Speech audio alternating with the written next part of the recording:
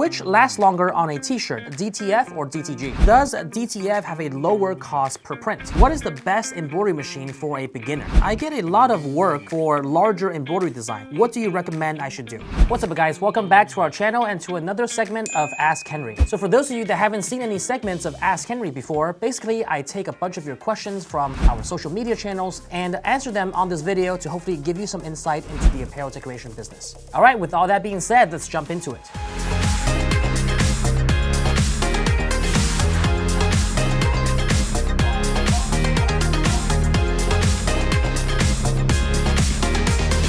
All right, you guys, before we dive into the questions that were handpicked from some of our viewers today, if you're new to this channel, my name is Henry Ma. I'm the CEO of Ricoma, and this channel is dedicated to teach you everything you need to know about the apparel decoration business to help you grow and scale in this industry. If you're new here, consider subscribing to this channel so you keep up to date with new videos as soon as they're released. And if you enjoy content just like this, make sure to smash that like button as it greatly helps out this channel and it helps this video get pushed out to more people who might find it helpful. All right, so let's jump into the first question here, which is specifically about DTG printing and DTF printing, which asks which lasts longer on a t-shirt, DTF or DTG? Now, this is a great question and one that gets asked a lot because a lot of people are interested to know how DTF compares to DTG when DTF is kind of a newer method that's been trending on the market. Now, I want to start off by first saying that both DTF and DTG are both very viable methods to print vibrant, full color designs that are very durable onto t-shirts and other types of garments. Now, with that being said, DTG and DTF will have slightly different feel to their finishes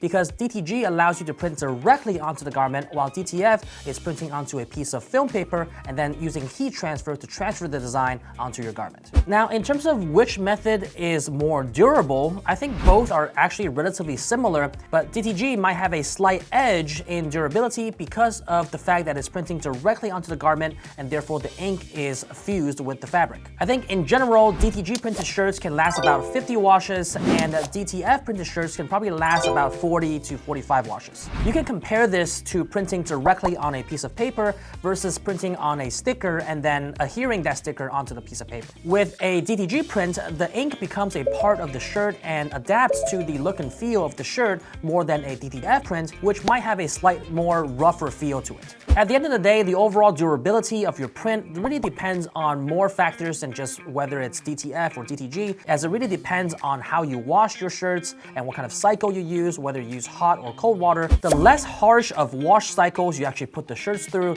the longer they'll naturally last. Oh, and by the way, a lot of people think that in order to achieve DTF, you do need to invest in a different type of machinery, which in most cases is true, but here at Ricoma, the Rico RI1000 DTG printer that we offer actually has both DTG and DTF capabilities. You simply need a software update to be able to unlock the DTF features and be able to print DTF straight on your DTG printer. So if you're interested to invest in a machinery that has both DTG and DTF functions, make sure to click the link that I put in the card above and down in the description below to check out what options you have with DTG printers. All right, the second question that we have here from a viewer is, does DTF have a lower cost per print? So in my experience, DTF and DTG both have relatively the same cost per print, coming in at around $4 to $5 on the low end to $6 to $7 on the higher end, depending on what type of garment you actually use. The reason the cost per print is relatively similar is as follows. For DTG printing, you do need to use a pre-treatment liquid, so that's a cost that you want to factor in to your cost per print.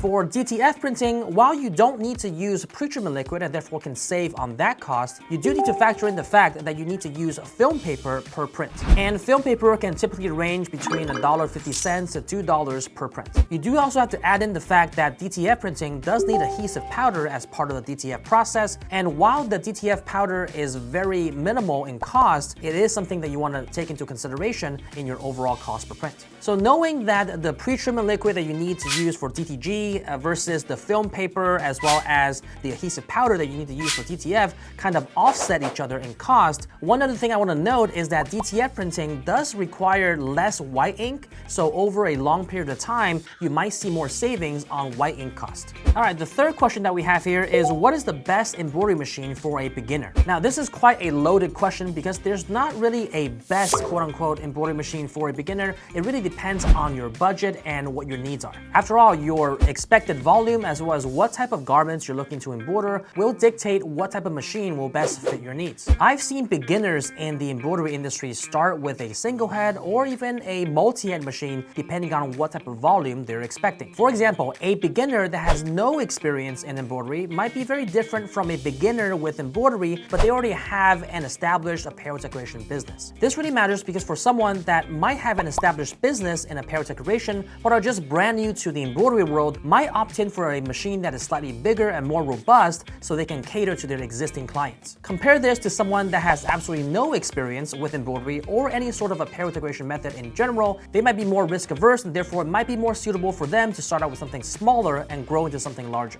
That being said, the general rule of thumb is for you to invest in the largest and most capable machine within your budget. The last thing you want to do is invest in a machine that you'll quickly outgrow in just several months because you didn't anticipate the level of growth your business will have or you didn't maximize your budget upfront. In general, if you're starting out in the business and you're a beginner, you might want to consider one of the several single head embroidery machines that we have here at Ricoma. For example, the smallest machine that we have is the EM1010, which has 10 needles but has a relatively smaller embroidery area. Then you move up to other commercial single head machines like the TC1501 or the MT1501 that has a much larger embroidery area of 20 by 14 inches and can do a lot more different types of items than an EM1010. Then you have the other end of the spectrum for these larger, more robust, top-of-the-line single-head embroidery machines that we have here at Ricoma, including the SWD1501 or the MT2001, which is a 20-needle machine that we just launched. This will really give you unlimited capabilities and versatility to be able to embroider a wide variety of garments to fulfill your customers' needs. And with the MT2001 single-head machine, you have 20 needles to work with, more than the 15 needles or even the 10 needles on the EM1010, and that not only allows you to embroider a lot more colors with those extra needles, but it gives you more flexibility in presetting different ranges of needles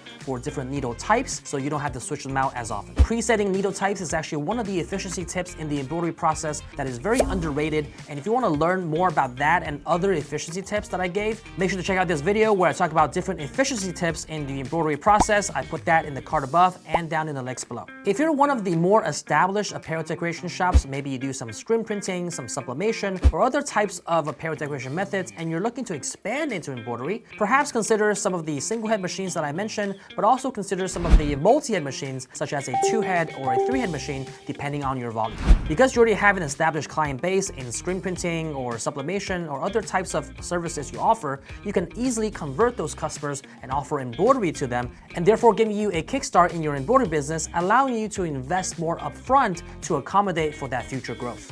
All right, the last and final question that we have for today is, I get a lot of work for larger embroidery designs. However, I have the EM1010 with a limited stitch out area. What do you recommend I should do? So this is a common problem that a lot of embroiderers face investing in a machine that they might quickly outgrow because they didn't anticipate their needs. This is precisely why I mentioned in my answer to the previous question in that you should really consider your future growth when investing in your first machine. But if you didn't end up taking that advice, or you simply did not see this video and you end up investing in a machine that you're quickly outgrowing, what I would suggest is to take the next step and trade in that machine for something larger. After all, embroidery area is a huge consideration when shopping for an embroidery machine to fit your needs. And of course, if your customers are asking for these larger embroidery designs and you simply don't have the embroidery area to fulfill them, you might be losing out on that revenue by turning away those orders, or best case, you outsource it to someone else and make a smaller profit. However, not all is lost, and you can still trade in that machine for something that is larger, maybe an MT1501 or an MT2001, or even an SWD model for a super large embroidery area. The MT1501, as I mentioned before, has an embroidery area of 20 by 14 inches, almost double that of the EM1010. And the SWD model, if you really want to have a super large embroidery area, has the largest embroidery area of any single head machine on the market, coming in at 32 by 20 inches. Trading in your smaller single head machine for a larger single head machine just several months after you got it isn't exactly the best option because you will be losing a lot of value in that trade-in. But if you're stuck in that scenario, a trade-in is still viable for you to get get you to the next level of machine that can actually fulfill your needs. What I've also seen some people do is actually keep their smaller single head machine that they're quickly outgrowing, but work their way up slowly to then invest in a second machine that can complement their needs. That way you're not losing out too much on the value of the machine by trading it in right away, and at the same time you're kind of just riding it out until you can get a second machine that is much larger and more capable and fulfill your needs that way. When they reach that point to be able to get a second machine, a lot of people just keep their smaller single heads around for these smaller orders and things that they can do on the side that doesn't require this large embroidery area. So if that applies to you, you can also save your way up to a second machine and therefore not have to trade in your first machine for a larger one.